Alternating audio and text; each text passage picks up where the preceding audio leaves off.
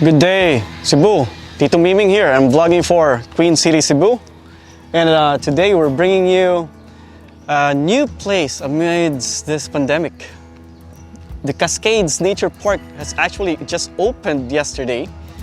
And yeah, we're here, even though it's like always raining today and it feels like there's a typhoon.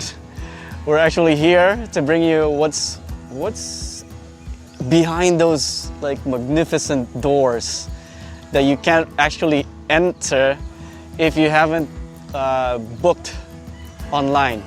So just recently a taxi full of people came in. They tried to actually go in, but because they didn't have a reservation, they weren't able to go in. So take note of that, friends.